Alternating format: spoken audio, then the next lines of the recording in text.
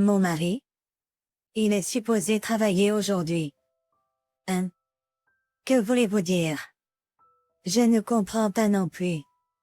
C'était un samedi matin, il est allé travailler, mais 1 heure plus tard, mon amie qui est enseignante a appelé soudainement. Nous n'avons pas d'enfants, pourtant mon mari participe à l'observation scolaire. Que signifie cela? Malgré cela, je me suis sentie bouleversée. J'ai donc couru à l'école. Je suis une femme au foyer de 36 ans. Je me suis mariée avec mon mari il y a 3 ans, et nous avons toujours une bonne relation. Nous nous sommes mariés après avoir eu 30 ans, souhaitant initialement des enfants et essayant de concevoir. Regarde. Je pensais avoir manqué ma période, mais je suis enceinte. Vraiment? Enfin, tu es enceinte. Je vais à l'hôpital demain pour confirmer, mais enfin. Je suis heureuse de ne pas avoir abandonné.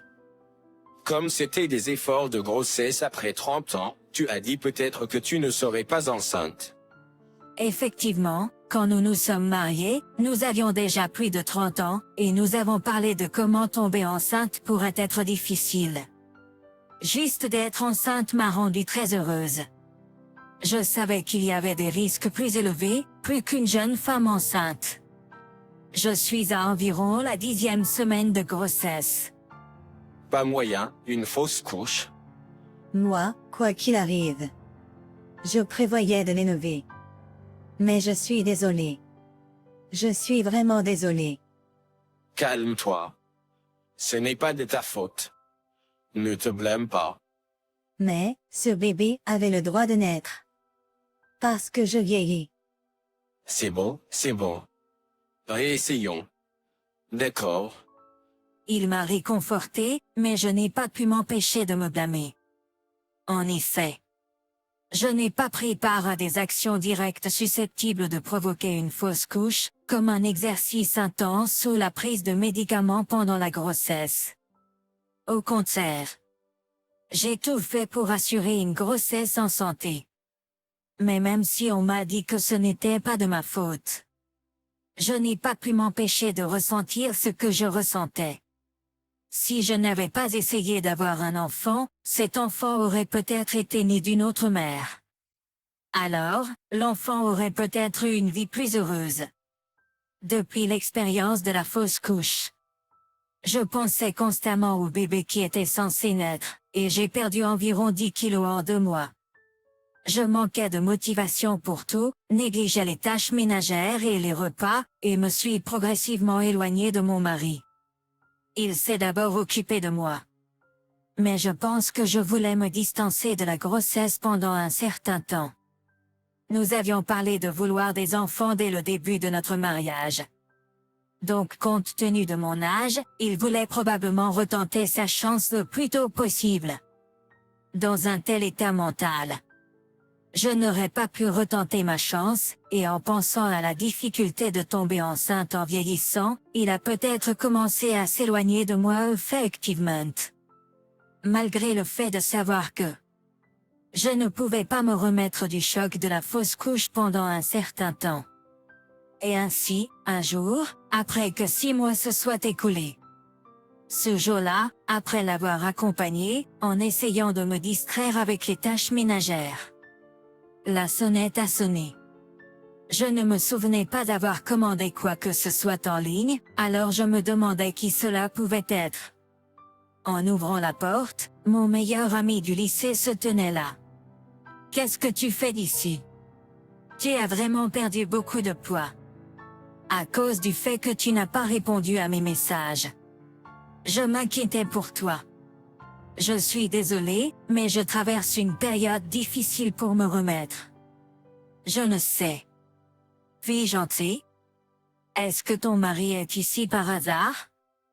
Non, c'est un jour de semaine, donc il travaille. Et toi, rien de spécial? Même si aujourd'hui c'est un jour férié, il a du travail.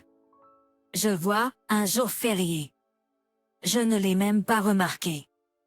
Laissez-moi entrer, ne serait-ce que pour un instant. Elle a été mon amie depuis environ 15 ans et a été la première personne à qui j'ai parlé lorsque j'ai fait une fausse couche. Même si elle était occupée, elle m'a appelé pendant les pauses déjeuner, en étant l'un de mes soutiens émotionnels.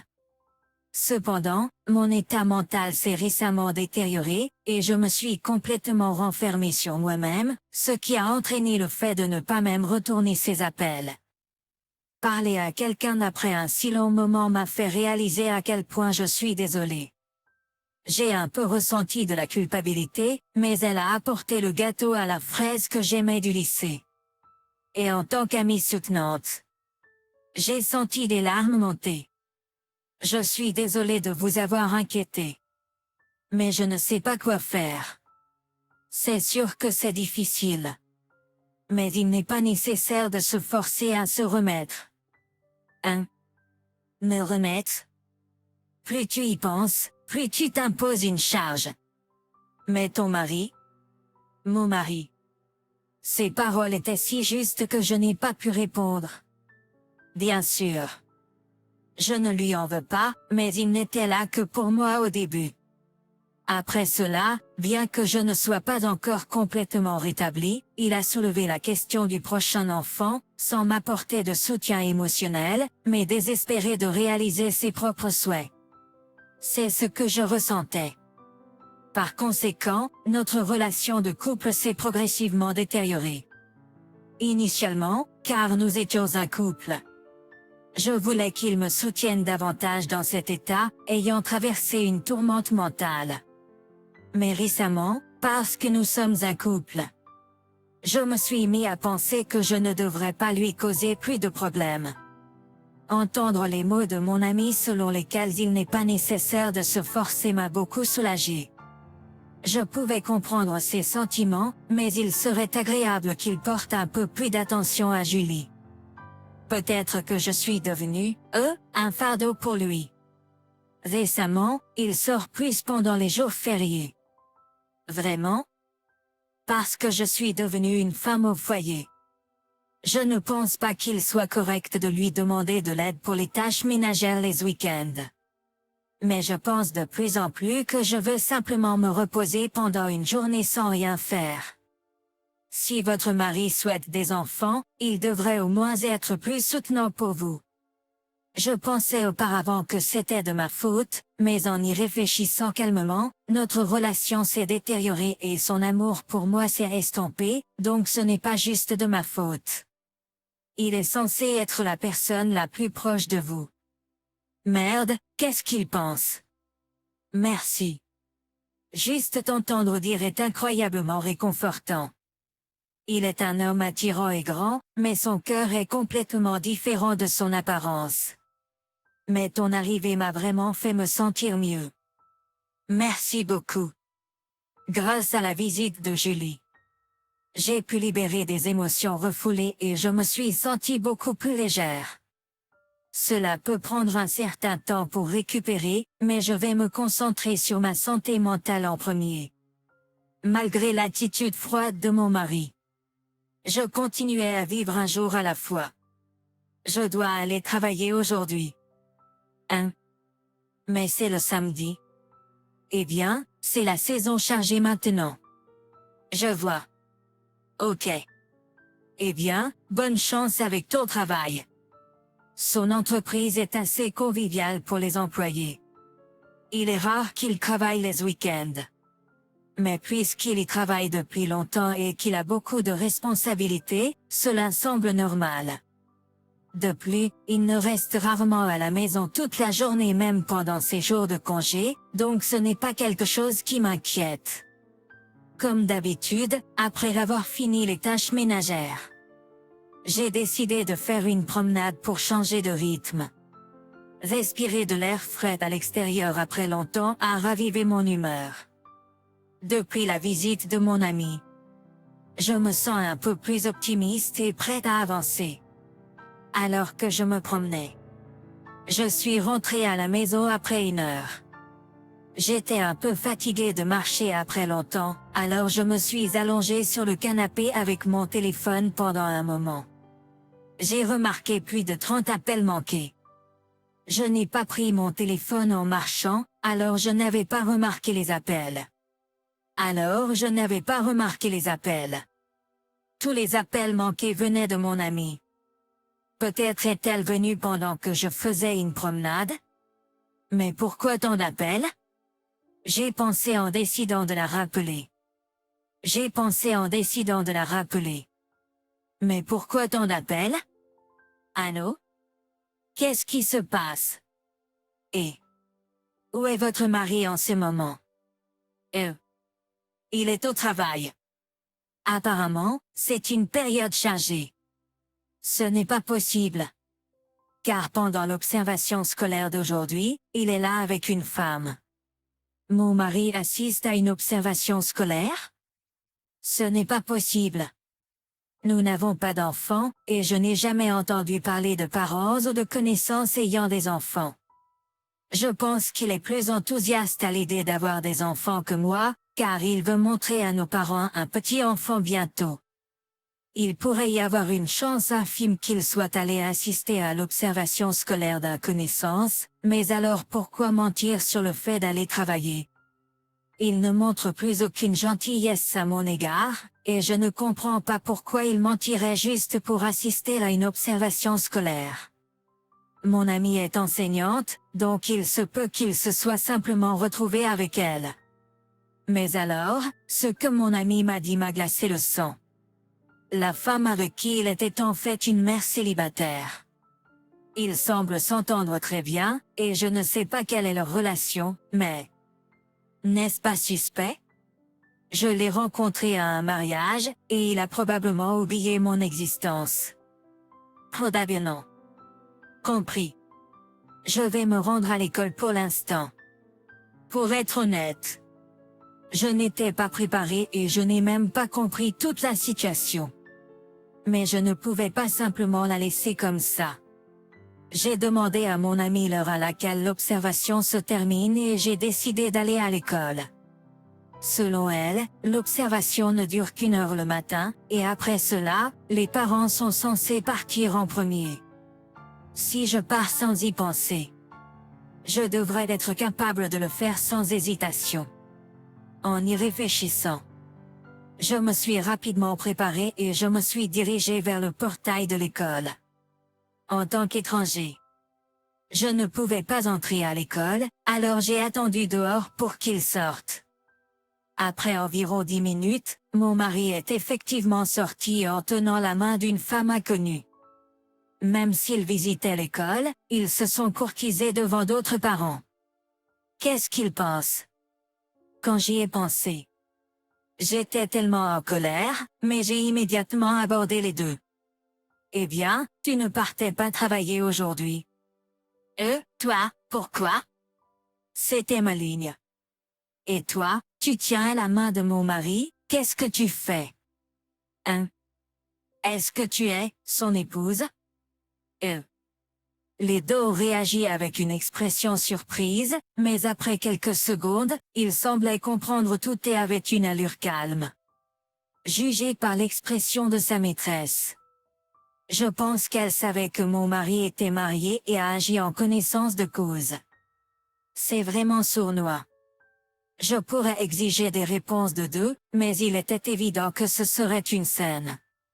Je ne savais pas comment cela pourrait affecter son enfant à l'école, alors j'ai décidé d'en discuter dans un café voisin. Je serai direct. Est-ce qu'elle savait que tu étais marié? C'est bon. Tourne tout tard. Je devrais parler à ton épouse des choses importantes. Oui. Je veux que tu divorces de moi. Je vais l'épouser. J'ai entendu parler d'une liaison, et il sort des réponses sans queue ni tête. Je me moque de qui il va se remarier. Il mérite en disant ouvertement qu'il veut divorcer de moi et épouser sa maîtresse. J'ai pensé à lui donner une gifle à ce visage insouciant.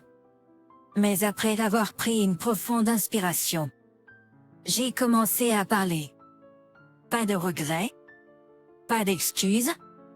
C'est ma ligne. Je ne voulais pas te blâmer, mais je voulais un enfant. C'est mal de sortir avec un homme marié, mais c'est un peu inévitable, n'est-ce pas? Il est mon enfant. C'est son enfant? Pas biologiquement. Après ta fausse couche, je l'ai rencontré et j'ai commencé à vouloir être père à son enfant. Dégoûtant. Ce n'est même pas son enfant, et pourtant il est prêt à me rejeter pour la épouser. Je ne comprends pas ce qu'il pense. S'il me trompait depuis des années ou si l'enfant était d'une ancienne relation, je pourrais comprendre qu'il veuille l'épouser et faire l'homme de famille.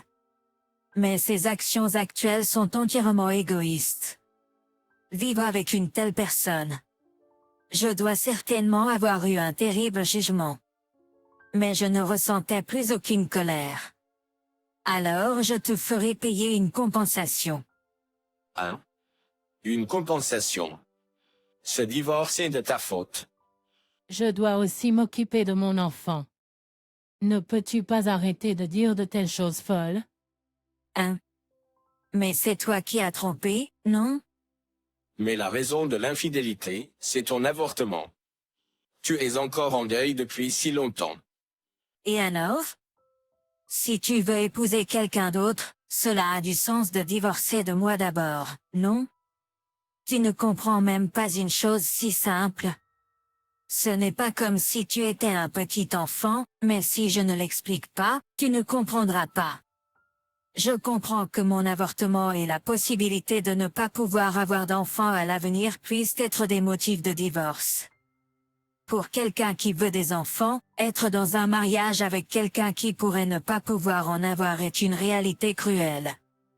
Mais cela n'excuse pas l'infidélité. Le mariage n'est pas quelque chose de pris à la légère.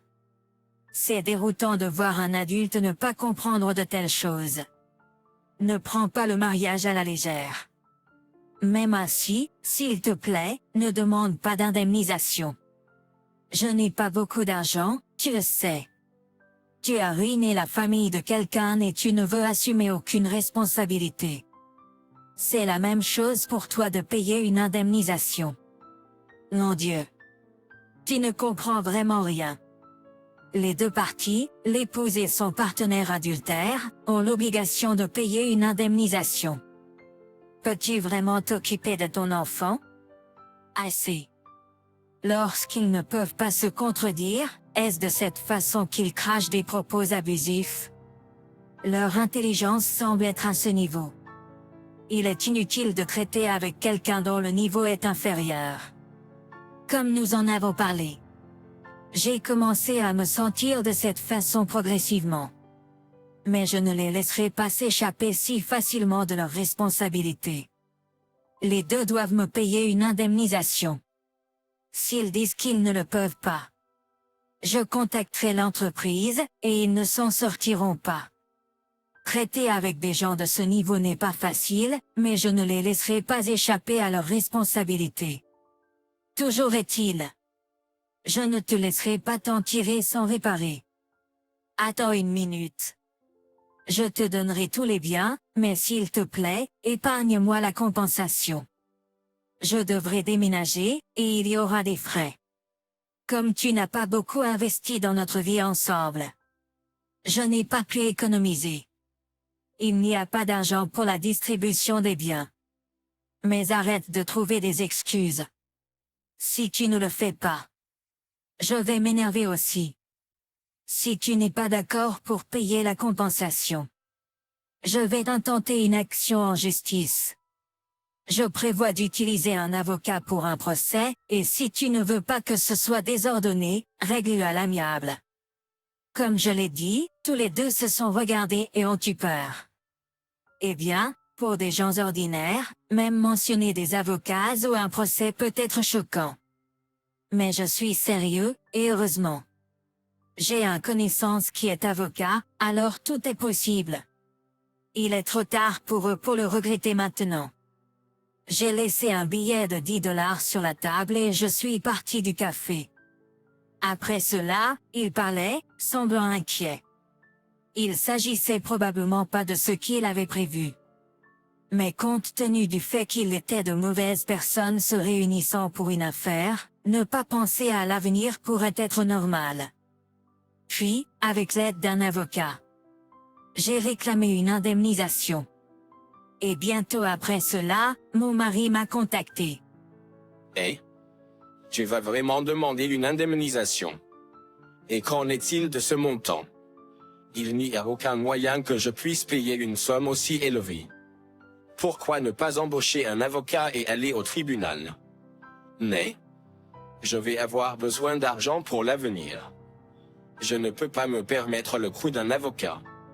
Dans ce cas, je vais devoir te demander de payer la somme entière. Si tu penses vraiment que la somme est injuste, il serait plus raisonnable de payer et de demander à l'avocat de la réduire. Si tu ne peux pas faire ça, c'est parce que tu sais que c'est un montant juste, n'est-ce pas? Pour l'instant, nous étions mari et femme, alors je crois que je connais mon mari à un certain niveau. Après cette conversation, il a dû rechercher le montant standard de l'indemnisation en cas d'infidélité. La somme demandée à tous les deux n'est en aucun cas exorbitante, et il devrait le comprendre. Il aurait peut-être espéré plaider et l'avoir réduit. J'aurais peut-être entretenu un tel espoir, moi aussi. Mais pourquoi pense-t-il en tirer profit? C'est moi qui ai été trahi ici. Il devrait cesser de sous-estimer cela. Si vous ne pouvez pas payer, je contacterai votre entreprise et, si nécessaire, je déposerai une plainte moi-même. Si vous ne voulez pas que cela devienne une affaire importante, payez rapidement. S'il vous plaît, aidez-moi. Si je dois payer une compensation, elle le quittera. 1. Si cela coûte de l'argent pour m'épouser, elle dit que ce n'est pas la peine de m'épouser. S'il vous plaît. Nous étions mariés, après tout. Au final, c'est la seule mesure d'amour qu'elle ressent pour vous, n'est-ce pas? Quand je l'ai dit, il s'est tu. Pour se remarier en me trompant, pour devenir le père de l'enfant de quelqu'un d'autre. Il parlait de telles choses, mais en fin de compte, c'était juste un simple acte d'infidélité. Donc, puisqu'il n'y a pas eu de paiement de compensation de mon ex-mari et de son partenaire pendant un certain temps, j'ai contacté mon avocat à nouveau et j'ai demandé le paiement des deux. Ils doivent avoir abandonné pour cela, le montant a ensuite été transféré sur mon compte. Dès ce moment, bien que je sois seule, j'ai pu vivre heureuse sans aucun problème. Le divorce a été finalisé après le paiement de la compensation, et je me suis sentie légère dans mon cœur. En y repensant, il est peut-être vrai que l'existence même de mon ex-mari entravait ma guérison mentale. C'est ce que je pense. D'ailleurs, j'ai entendu parler de ce qui s'est passé ensuite entre mon ex-mari et l'amante de sa part de mon meilleur ami. Il avait une amie proche parmi les mamans de leur classe d'enfants, et apparemment, elle a entendu quelque chose de son ami. Il semble qu'ils se soient séparés après une dispute importante sur la compensation, montrant la profondeur réelle de leur affection. En y repensant maintenant, il est presque risible de penser qu'un tel engagement serait fait pour devenir le père d'un enfant. Je suis heureuse de ne pas avoir créé d'enfant avec quelqu'un comme ça, mais je n'ai pas renoncé à la possibilité de grossesse. Je vais toujours me remarier et avoir mes enfants. Mais cette fois, j'espère choisir quelqu'un qui me soutiendra, quelqu'un qui ne sera pas égoïste comme mon ex-mari mais sera là pour nous en tant que couple, quoi qu'il arrive.